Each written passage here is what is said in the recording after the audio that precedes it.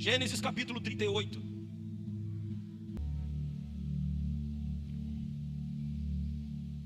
Quem encontrou, diga amém.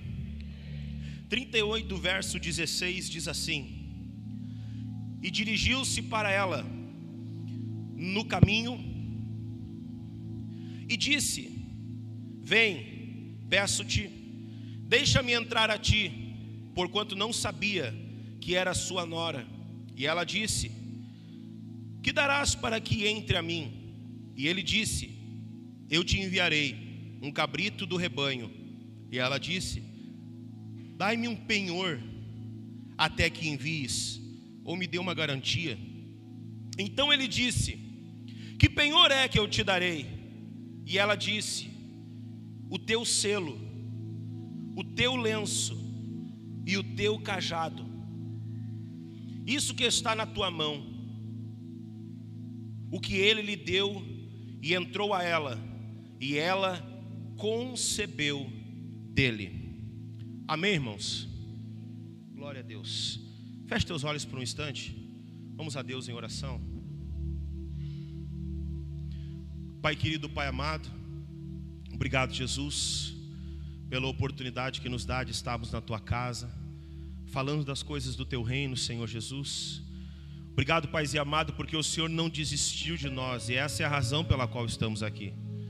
O teu Espírito Santo continua nos trazendo, Pai amado, a lugares, Pai querido, aonde o Senhor tem ministrado a bênção e a vida para sempre. Muito obrigado, Deus.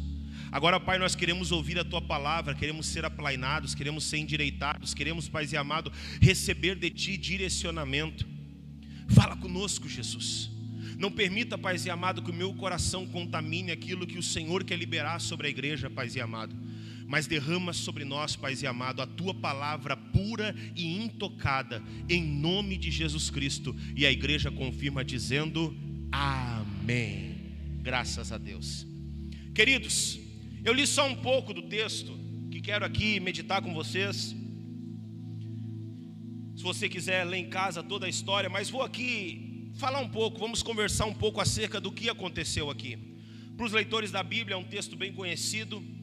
É um texto onde, se você estiver lendo a Bíblia, você vai ver que Deus está falando acerca da vida de José, está contando a história de José. José está no meio da história dele e do nada existe uma pausa na história de José. E começa então o capítulo de número 38 de Gênesis falando acerca de um acontecimento na vida de Judá. Eu acho muito interessante porque esse acontecimento ele vai refletir diretamente na história de Jesus Cristo, na genealogia de Jesus. A Bíblia diz que o homem chamado Judá, filho de Jacó, sai da casa de seu pai, vai para uma terra distante. Eu vou aqui só dar uma pincelada para que a gente compreenda o que está acontecendo.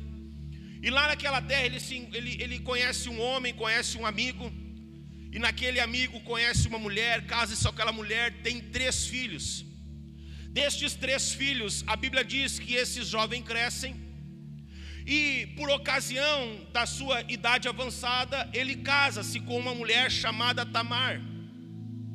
O seu primeiro filho, o filho mais velho, casa-se com essa mulher chamada Tamar.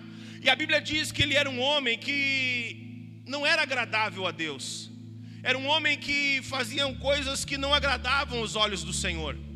A Bíblia diz então que agradou a Deus matá-lo. Porém, a tradução mais correta seria permitiu matar, permitiu que ele morresse. É interessante, né, irmãos?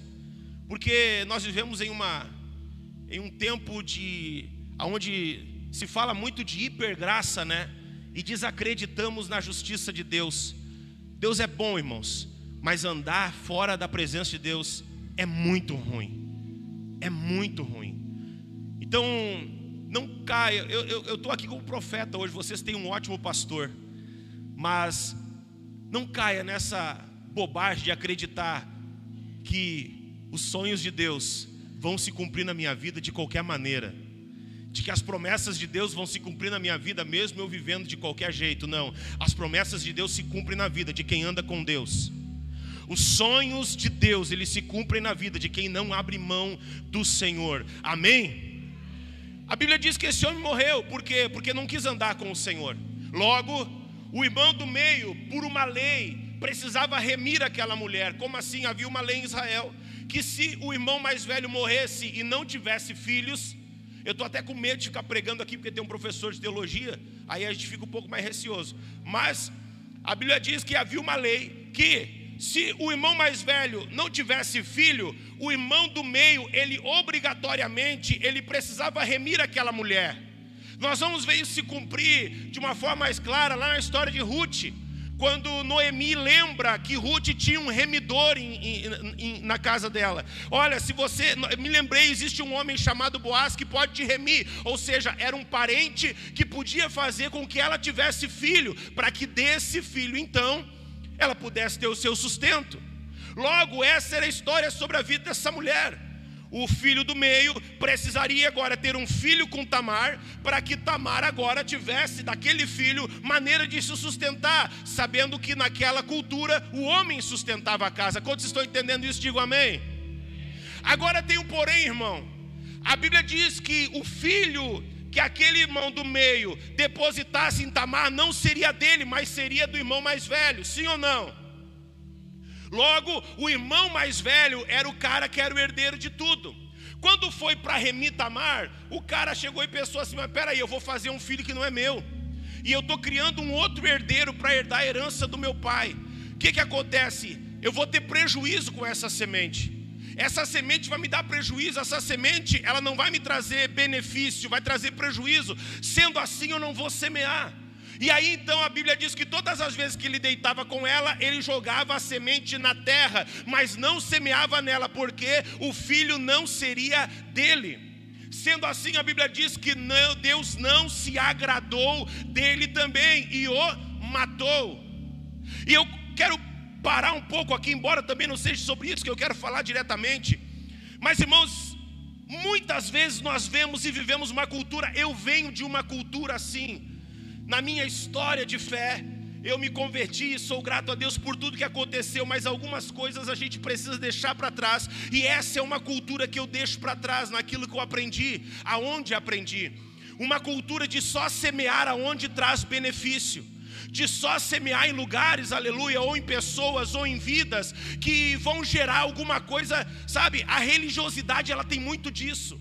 A religiosidade, ela tem muito dessa coisa aparente. Se não é meu, se não vai aparecer, se eu não vou estar na frente. E eu quero dizer para você, irmão, religiosidade não está ligado à igreja antiga. Não está ligado, tem muita igreja que nem a minha, tem muita igreja que nem essa, aonde a religião, porque a religiosidade não está ligada à igreja, está ligado a pessoas. Você pode estar numa igreja super descolada, você pode estar numa igreja abençoada, louvores novos, tudo moderno, não importa, meu irmão, e você pode ser um grande religioso, que Deus te livre disso, que Deus me livre disso, mas se Deus está falando aqui é para que nós venhamos nos vacinar disso. O que, pastor? Gente, se eu não apareço na foto, eu não quero estar junto. Se eu não estou na frente, se não me chamam, se o meu nome não é dito, então o negócio é o seguinte, ó. E aí a gente não entende por que às vezes pessoas morrem no meio da caminhada. Por que Deus permite que pessoas que estavam no nosso meio deixam de estar no nosso meio? É porque nós não conseguimos ver o que está acontecendo nos bastidores, aonde só Deus e eu sabemos, você entende? Aonde era para estar liberando uma semente de bênção, uma semente de vitória, aonde era para estar pensando no meu irmão, eu só penso em mim mesmo. A religiosidade traz isso. Eu vejo isso muito claramente em Jesus. Quando Jesus, a Bíblia diz que quando ele cura um paralítico, a Bíblia diz que ele entra pela porta das ovelhas. Quantos lembram dessa história? O paralítico está à beira do tanque. Tem uma música, uma canção muito linda que estamos cantando hoje, né? Os anjos descem, movimentam as águas, e é bênção de Deus, porque Deus continua fazendo isso, Deus de verdade. Só que naquele tempo, o que acontece? Olha só, o texto diz que de tempo em tempo um anjo descia e movimentava as águas, e todos aqueles que entravam no tanque eram curados. Quem lembra dessa história, diga amém. Só que na verdade isso não acontecia, irmão. Isso era uma crendice. Uma crendice que foi criada pelos religiosos. Na verdade era uma crendice muito antiga. Isso era um ato pagão que foi sustentado pelos religiosos. Porque quando que era esse tempo em tempo? Esse tempo em tempo era exatamente nos dias das festas de Israel. Porque nos dias das festas de Israel, ou seja, quando todos os peregrinos vinham para Jerusalém, Os sacerdotes, aqueles homens que viviam daquela religião, os mesmos que mataram Jesus, não queriam que as pessoas entrassem por uma porta que a Bíblia diz que chamava-se Formosa, que era uma porta que era como se fosse um ponto turístico de Jerusalém. Todos entravam por aquela porta, e os sacerdotes não queriam que os coxos, os doentes, os cegos, aquelas pessoas que ninguém dava nada, estivessem ali. O que eles criaram? Criaram um dia na porta das ovelhas. Que porta era essa, irmão? A porta das ovelhas era a porta totalmente contrária à porta formosa. Era a porta feia, era uma porta fedorenta, era uma porta por onde entravam os animais para serem sacrificados no templo. Por isso o nome Porta das Ovelhas. Ninguém queria estar lá, irmão, porque estar na Porta das Ovelhas era pisar no barro. Estar na Porta das Ovelhas era ter que estar pechando com o animal. Não sei se você já foi na Expo Inter, mas quem já foi na Expo Inter sabe, porque só chove na Expo Inter, sempre, né? Começou a Expo Inter, começou a chover, parou a Expo Inter, parou a chuva. Aí fica aquele lamaçal lá em Esteio, os animais e aquele bicho, aquele cheiro ruim. Quem gosta de bicho, maravilha, irmão. Mas quem gosta da Porta Formosa não entra por ali. E aí eles estão lá, começou a festa, o que vai acontecer? O anjo vai, aí corria o boato, vai movimentar a água vai movimentar os doentes, e tudo para o tanque, e a Porta Formosa ficava formosa, sem doentes. Só que eles não esperavam que quem estava para chegar na festa era o dono da festa. E o dono da festa não estava preocupado se a porta era formosa, ele estava preocupado com os doentes. Você consegue perceber o que eu estou falando sobre semente? Escute só, o caráter de Jesus Cristo é semear em quem não tem nada para oferecer. O caráter de Jesus Cristo não se preocupa se a porta é formosa ou feia. Ele se preocupa com quem está dentro da porta. Aleluia. Tem necessitado, então é aqui que eu estou. Deixa eu dizer uma coisa, meu irmão. Eu estou pregando, embora me sinta dessa casa, quero dizer para você, porque entendo que compactuamos da mesma fé. Esse lugar é um lugar para pessoas doentes, que não querem permanecer doentes, querem ter um encontro com Jesus Cristo. Pois se você é essa pessoa, você está no lugar certo nessa noite. Dava para dar um glória bem mais alto, meu irmão. Se você é uma dessas, aleluia, glorifique a Deus nessa noite.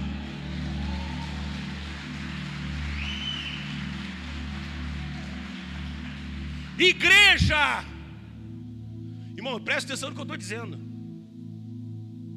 Que Deus, eu pelos olhos da fé já vejo. Não precisa nem de fé, né, irmão? Já estou vendo que o lugar está ficando pequeno já, e vai ter que se mudar. Não precisa nem de fé, que os olhos enxergam, né? A fé é o que os olhos não veem. Então eu não sei o que vocês vão fazer, mas já tem quase um problema de novo. Aí não é problema meu. Mas o que eu estou dizendo, irmãos, é porque isso acontece onde Jesus está. O que eu estou dizendo é que as águas, elas estão se agitando. E nós voltamos a falar de ondas, porque quando a água agita é porque tem onda. Só que não é anjo, irmão. Não é misticismo, não é superstição. É o Espírito Santo de Deus. Portanto, se você está chegando pelas primeiras vezes nessa casa, eu estou dizendo, essa casa vai ficar cada vez mais bonita, vai ficar cada vez melhor. Essa porta vai ficar cada vez mais formosa. Mas conhecendo o pastor e conhecendo um pouco de igreja, eu entendo que ela vai continuar aberta para doente, para aleijado, para ferido, para maltratado, para caído. Aleluia, para aquele que ninguém dá nada, para aquele que ninguém espera. Aleluia! A palavra continua sendo a mesma que foi para aquela mulher viúva uma vez. O que tu tem em casa? Eu tenho um pouquinho de azeite, então vou te dar uma dica. Quer dica de multiplicação de azeite? Sai por aí pedindo vaso emprestado. Isso mesmo, aquele que está no canto jogado, aquele que ninguém deu nada. Esse é bonitão demais. Não, esse a gente não quer, é bonitão demais para estar no nosso meio. Esse se acha demais. Não, esse aí não precisa. E nós queremos aquele que ninguém quer nada. Por quê? Porque é isso que Jesus faz. Deus pegou vasos de barro e depositou a sua glória em vasos de barro. Para quê? Porque é só Ele que aparece, é só Ele que se manifesta. A glória é para Ele, o aleluia é para Ele, tudo é para Ele, tudo é por Ele, tudo é através dEle. Sai pedindo, irmão. Sai pelos valados, sai pelas ruas, aleluia. Olha para aquele que ninguém quer nada. É esse que Deus vai usar. Jesus continua entrando pela porta das ovelhas. Só que muitas vezes nós não estamos entendendo por quê? Porque não queremos dar semente em quem não dá nada. Não vou semear nesse. Você não vai dar nada, vai sim. A prova é dessa que eu estou aqui pregando para você nessa noite. A prova de que aquele que Jesus deposita em improváveis, é eu estar falando com você aqui nessa noite. Deus continua levantando improváveis para fazer coisas impossíveis nessa terra. Tem alguém assim nessa noite aqui nesse lugar? Se você é um improvável, irmão, te prepara, você é um alvo para o Senhor aqui nessa noite. Eu acho muito interessante, sabe por quê? Temos tempo, pastor? 9h30. Temos. Vou ter que voltar mais umas 2 vezes aqui para concluir a mensagem.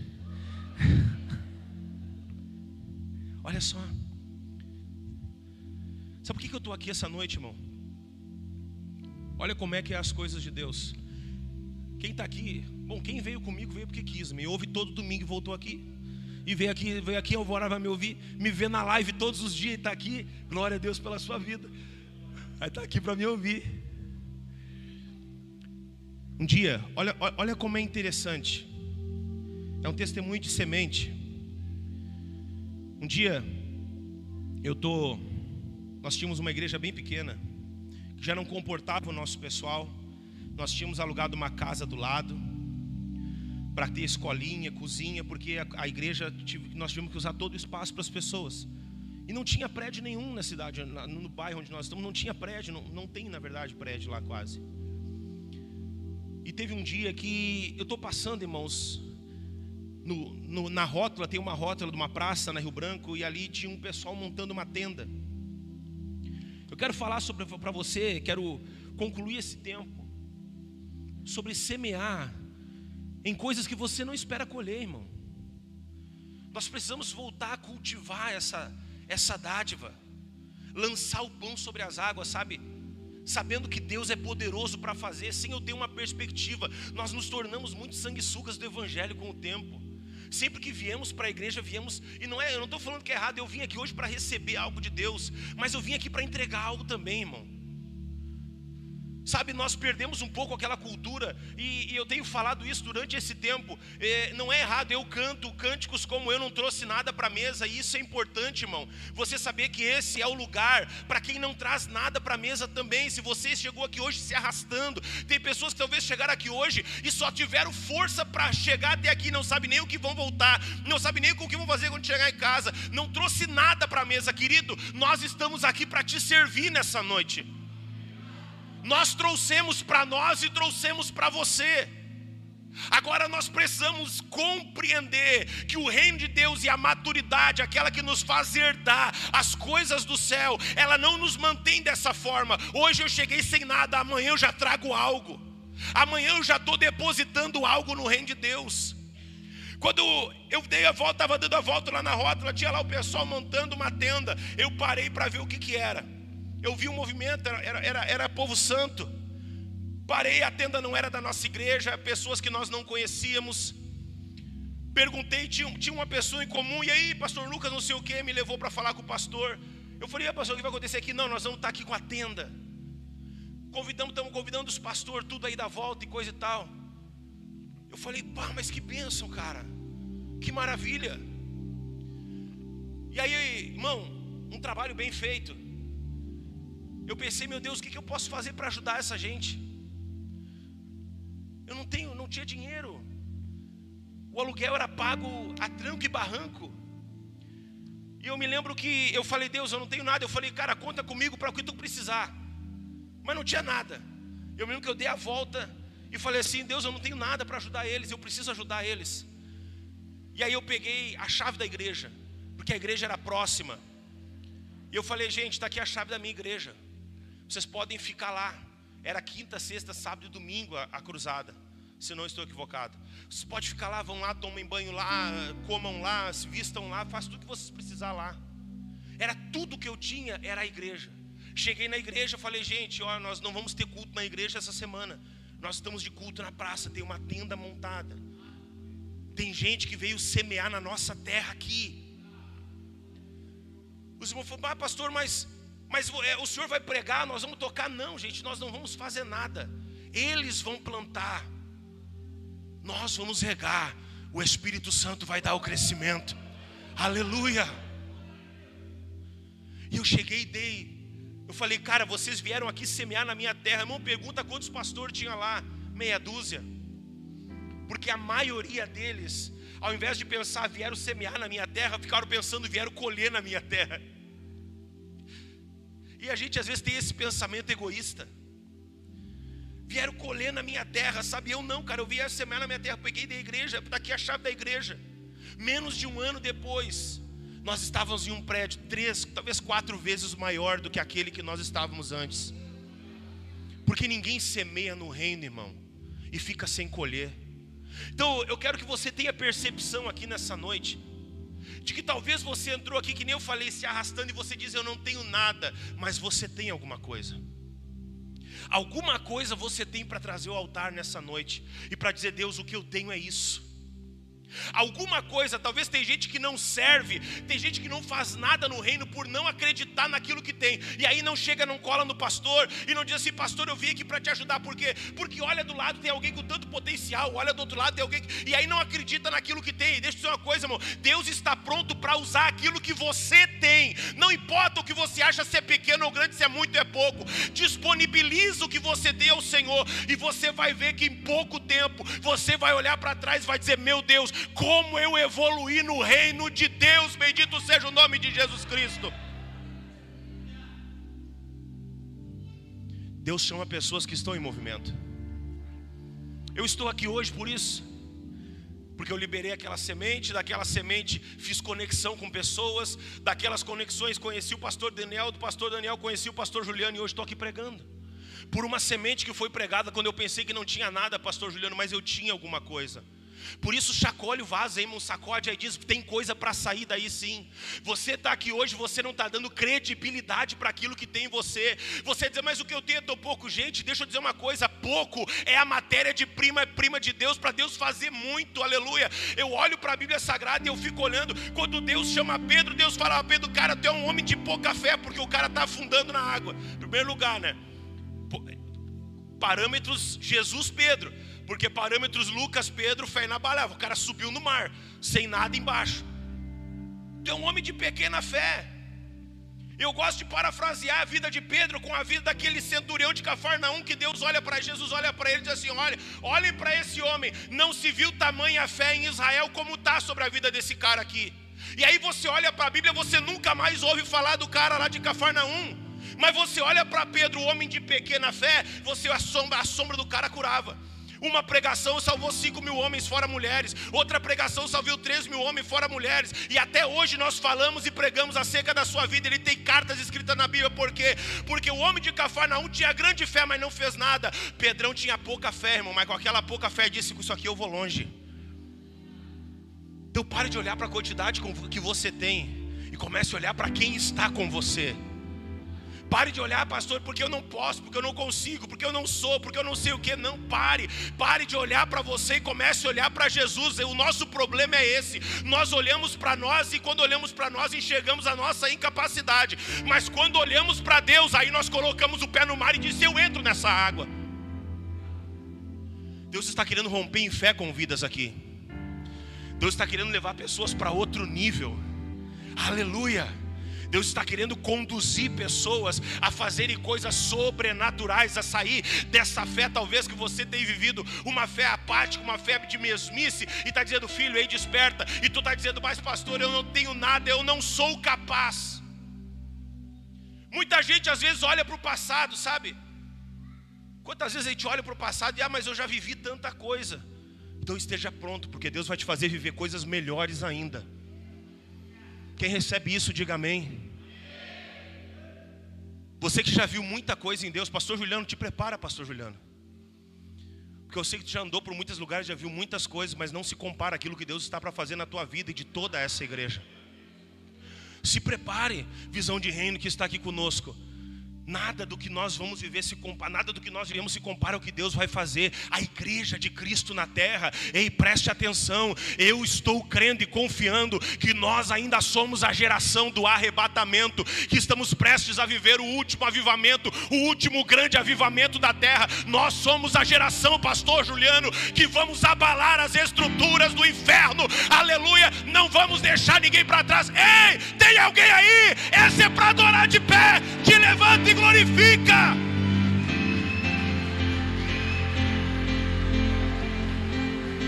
Você é a geração do último avivamento na terra. Não tem mais nada para acontecer.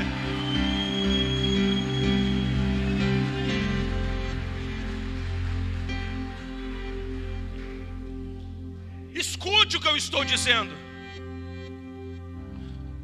Pode sentar.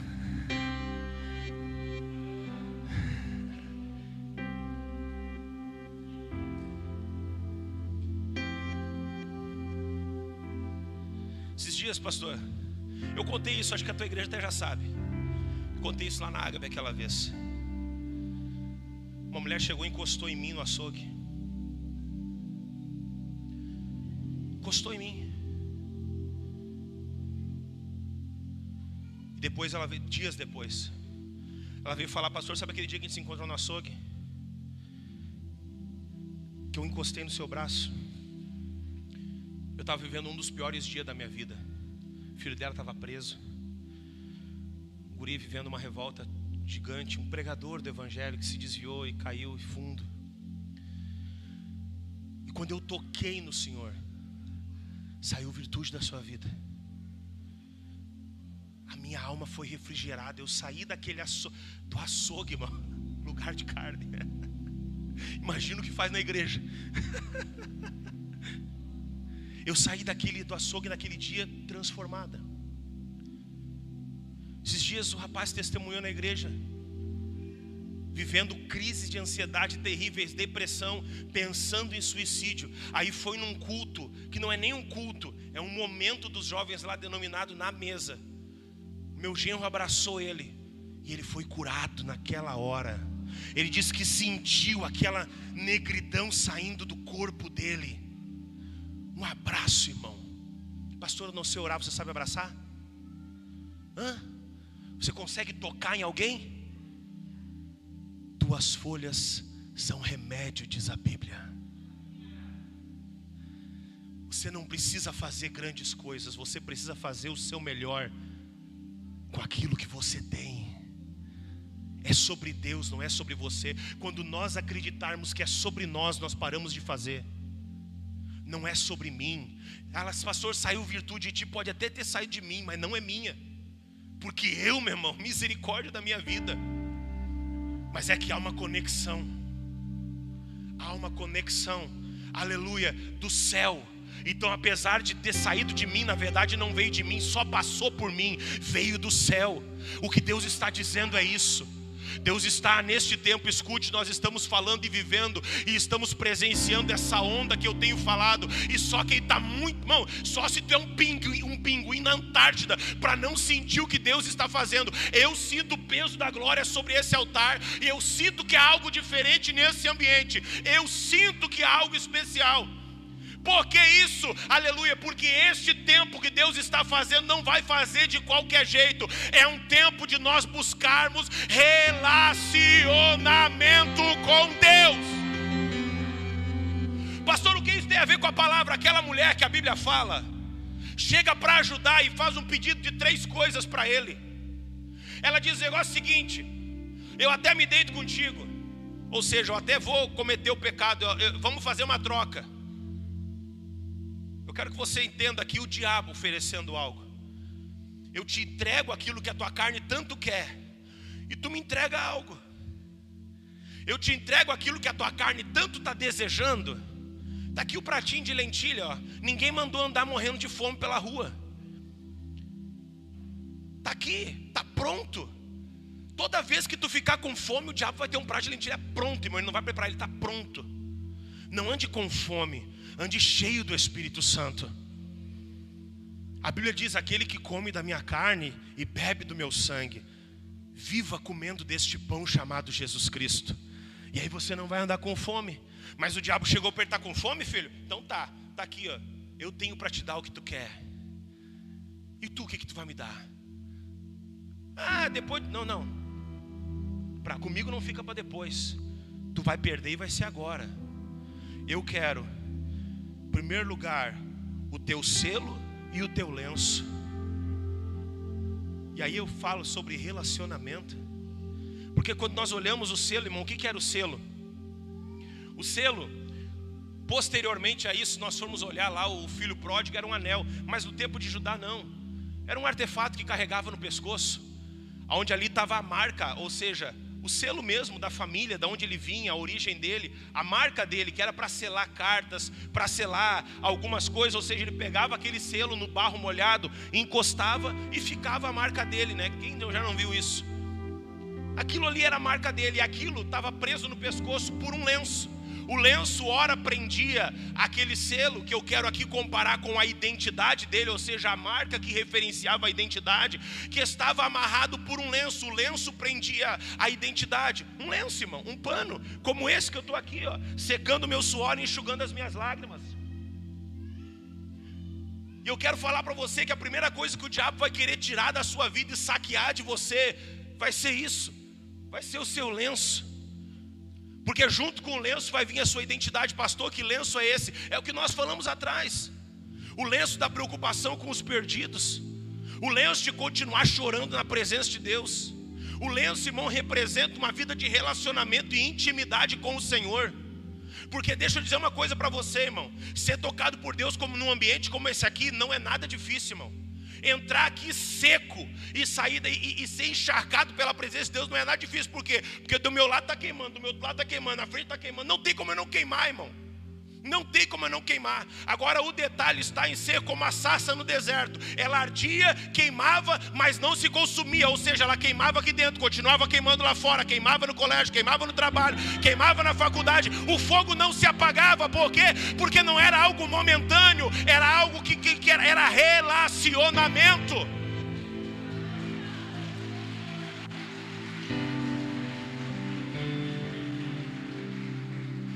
Escute o que eu quero dizer para você aqui nessa noite, com toda a humildade do mundo, sabendo que aqui existem homens muito balizados na palavra, e não só balizados na palavra, mas que argumentam a palavra e fundamentam a palavra em atitudes, em ação. O diabo tem usado as suas ferramentas e as suas armas para tirar o nosso relacionamento. Eu vou dizer para você, eu me envergonho quando eu venho para um culto como esse. Não quero aqui julgar quem não faz, irmão. É porque é o meu jeito. Mas às vezes eu me pego numa reunião de oração sem lenço. Às vezes eu me pego numa reunião, num culto. Eu gosto de carregar, irmão. Talvez seja por causa de onde eu venho. Todo pastor carrega um lencinho. De onde eu fui formado. Mas eu não quero falar sobre o lenço físico, sabe? Tem gente que cada um é diferente. Mas eu estou falando sobre chorar. Eu estou falando com se emocionar, irmão. Um dia eu cheguei num culto, pastor Juliano.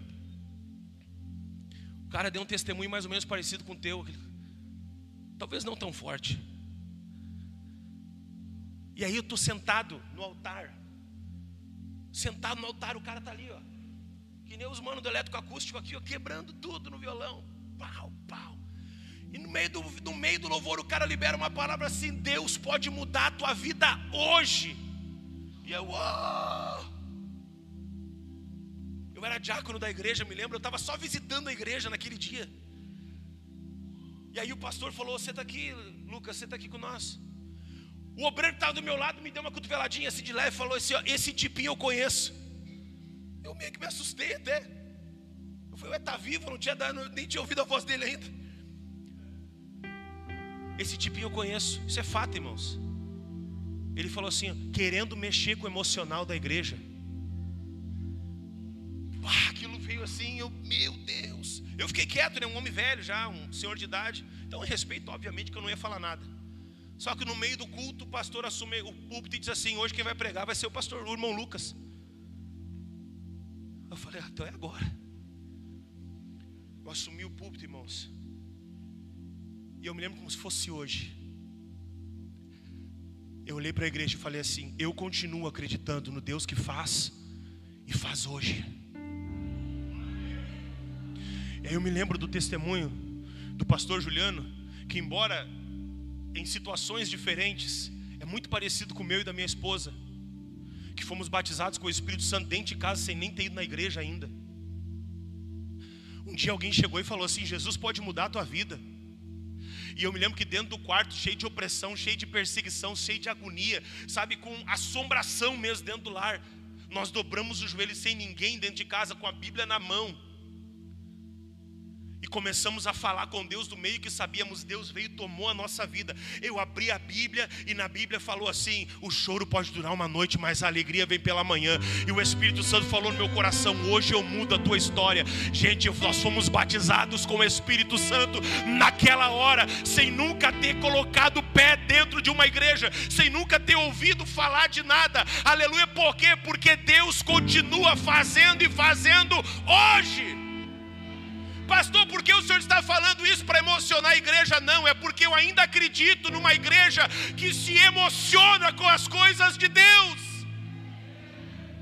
Não é querer mexer com o emocional, irmão. Às vezes pode falar: o pastor está assumindo e está querendo mexer com o emocional. E deixa eu dizer uma coisa: a igreja está com um problema quando para de se emocionar. Quando nós paramos de se emocionar, quando nós começamos a ler a palavra, ouvir a palavra, ver um grupo como esse tocando cheio do Espírito Santo e não consigo escorrer uma lágrima do meu olho, algo está errado com a minha fé.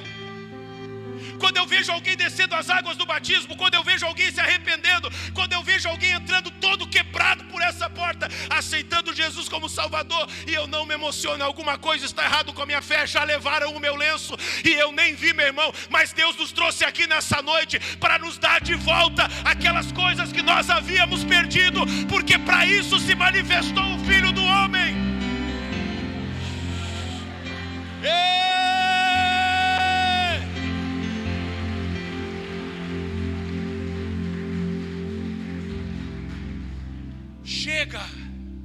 Chega de se emocionar na série da Netflix e ficar que nem uma coruja dentro da igreja com os olhos regalados.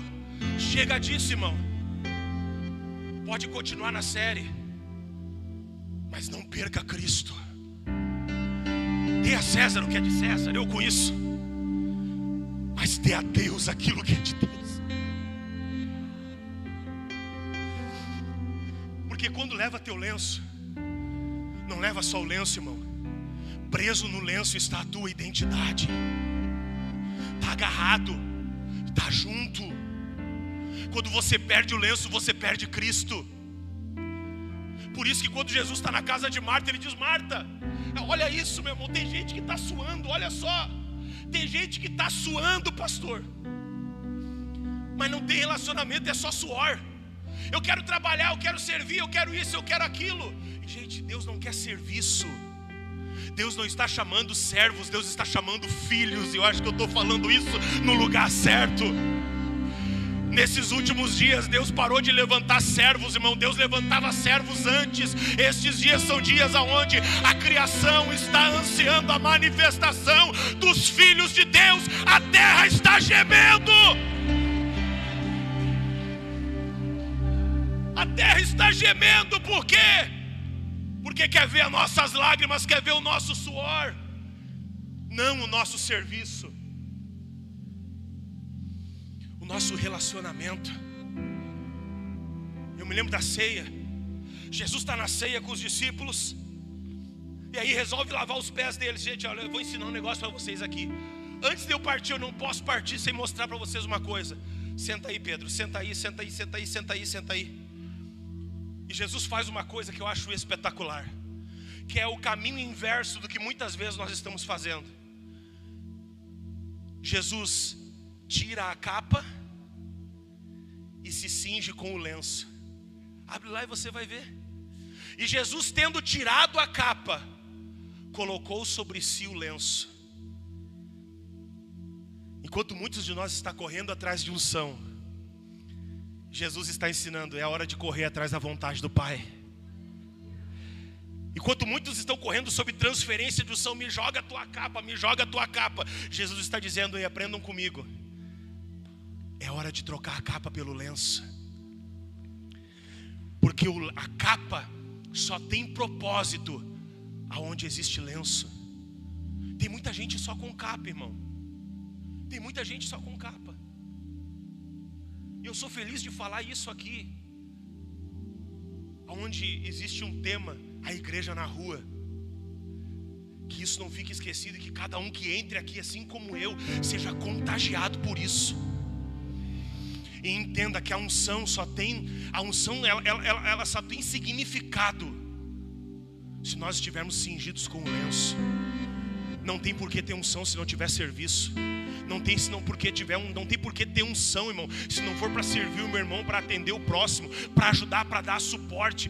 E olha, quando a Bíblia diz suportar uns aos outros, ela não está dizendo assim, vou ficar do lado desse aqui, mas estou suportando. Não, a Bíblia está dizendo, o irmão é mais fraco que tu, pega ele, meu irmão, levanta ele, dá suporte para ele em amor. Suportar é estar embaixo daquele que está fraco. Escute o que eu estou dizendo, aleluia. O que Deus está querendo fazer neste tempo, aleluia, não é colocar fundamentos novos, mas é usar pessoas, aleluia, como fundamento para aqueles que estão vindo. Deus vai encher, irmãos, essa casa vai ser menor, vai ser pequena, pelo aquilo que Deus está fazendo. E você que está sentado nesse banco vai ser suporte para aqueles que hão de chegar quebrado, arrebentado, destruído. E você vai olhar para ele e vai dizer, vem aqui, eu estou pronto para te servir. Bendito seja o nome de Jesus Cristo.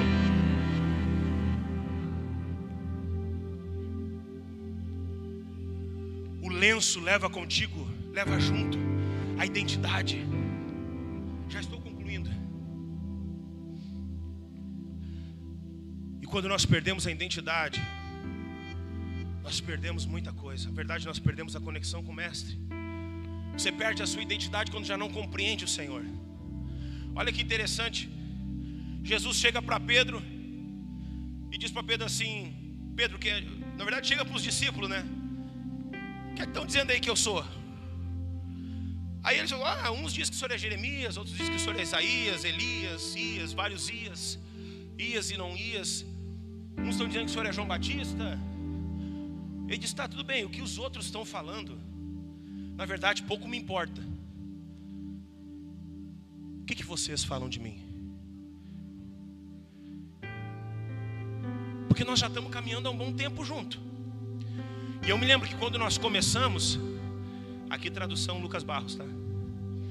Quando nós começamos, vocês viram acalmar a tempestade e disseram assim, quem é esse que até o vento e o mar obedecem? Mas agora nós já estamos caminhando há um bom tempo junto. Quem vocês pensam que eu sou agora? E aí Pedro se levanta, olha para Jesus com ousadia. É nesse texto que eu entendo se cumprir a Bíblia quando diz assim, os tímidos não herdarão o reino de Deus. Não é os tímidos, sabe, irmão, não é aquela pessoa que é um pouco introvertida, mas é aquela pessoa que se nega a fazer aquilo que Deus está falando para fazer.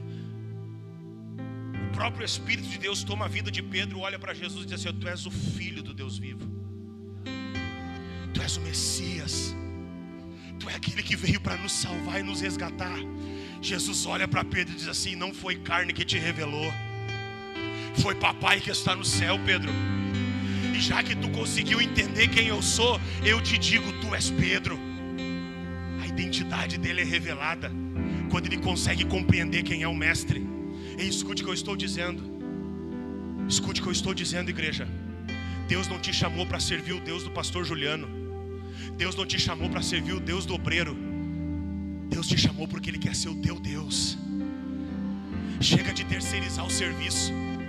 Aleluia, continue pedindo oração quando você precisar, continue pedindo suporte quando você precisar, mas não esqueça, Deus, Ele é o teu Deus também. Aleluia, aleluia. Porque existem lugares onde não vai conseguir chamar o pastor, existem lugares, aleluia, onde o obreiro não vai te ouvir, mas não existe nenhum lugar, nenhuma parede é tão poderosa de parar a sua voz e fazer com que o Senhor não te ouça. Deus está te ouvindo porque você é filho, Ele é pai. Aleluia.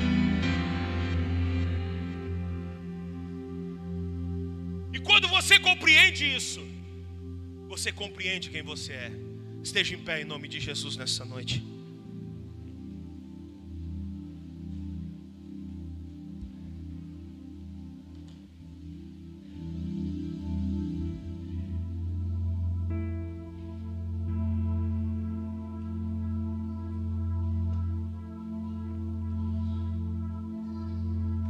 O lenço e o selo já foram.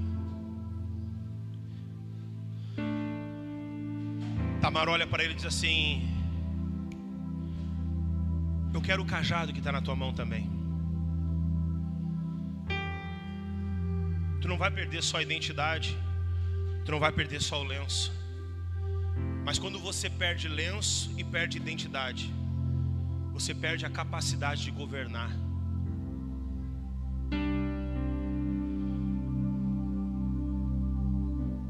Você não nasce com essas coisas, você recebe essas coisas com Cristo. O selo, meu irmão, a marca do sangue do Cordeiro, você recebe quando passa pela cruz. É quando passamos pela cruz que recebemos estas coisas. E o diabo está querendo te tirar estas coisas. Quando ele te tira o lenço, ele te tira a identidade. A próxima coisa que ele te tira é a capacidade de governo, que é o cajado. O cajado era o símbolo do governo do pastor sobre as ovelhas. E muitas vezes nós perdemos a capacidade de governar. Olha para a pessoa que está do lado e diz assim: ó, Deus te chamou para governar. Diga isso em nome de Jesus. Não sou eu que estou falando. Foi Deus que falou para Adão quando criou Adão. Adão e Eva eram para exercer governo na terra. Sujeitai-a, ou seja, exerça governo sobre a terra. Mas quando o pecado veio, o governo foi cortado. E aí quando o governo de Deus sobre o homem que governa as coisas que estão à sua volta é cortado, logo o homem passa a ser governado. Deixa eu dizer uma coisa para você: só existem duas formas de você viver: ou governando ou sendo governado. Não tem outra maneira. Ou você governa ou você é governado. Só tem um lugar que isso não acontece, que é em casa. Em casa eu meio que governo, mas a esposa me governa. Aí tá tudo junto, tá tudo bem, não tem problema nenhum com isso. Mas no mundo espiritual, na vida, tudo aquilo que você não tem domínio sobre, exerce governo na sua vida. É por isso que quando você não tem capacidade de semear, vou dar um exemplo. Pastor, por que nós damos oferta e dízimo? Irmão, não é só para abençoar a obra, para fazer com que o reino cresça, não.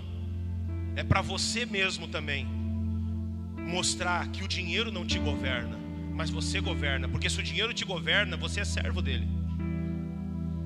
Tudo aquilo que impõe coisas para você, você é servo. É que nem aquela pessoa que talvez você já ouviu dizer: não, se eu quiser parar de fumar, eu paro. E passa a vida inteira fumando, porque é escravo do cigarro.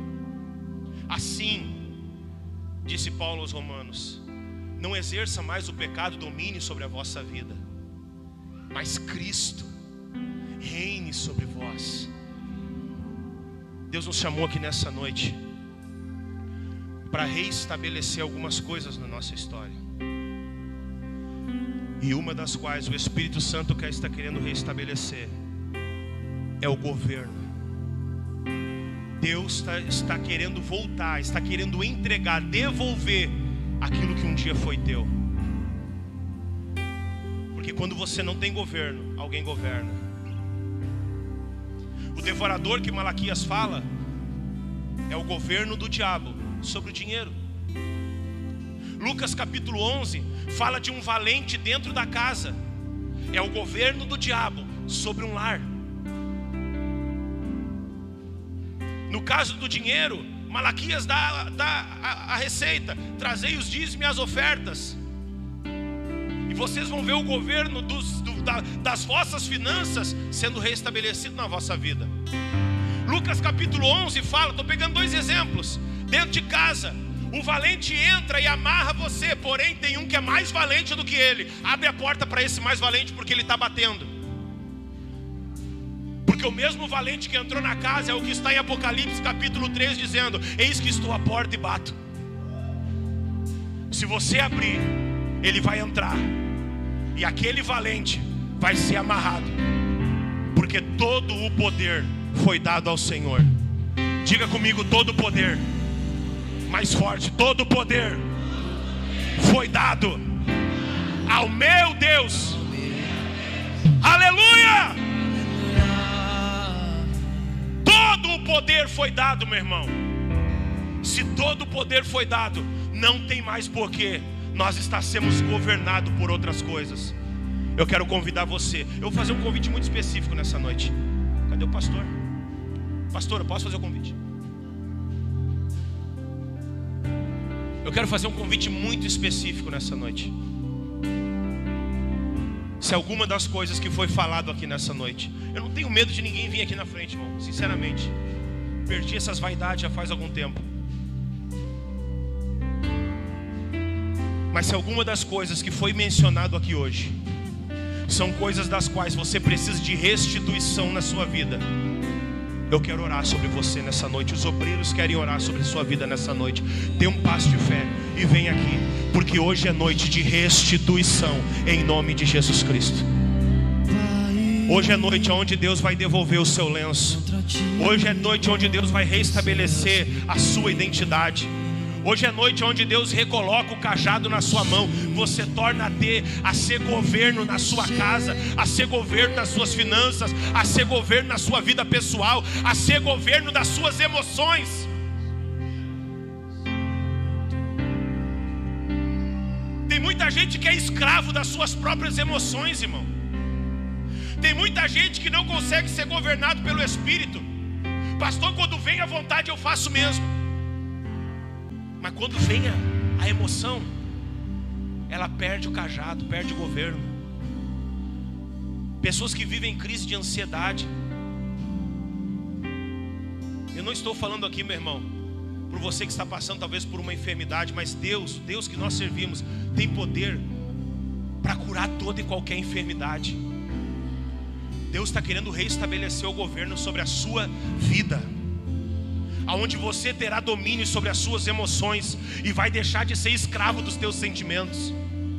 Quando vier a vontade, quando vier o desejo, o cajado vai estar na tua mão e você vai dizer: coração, se sujeite, porque você é enganoso. Não mais será dominado pela carne, mas sim pelo Espírito Santo.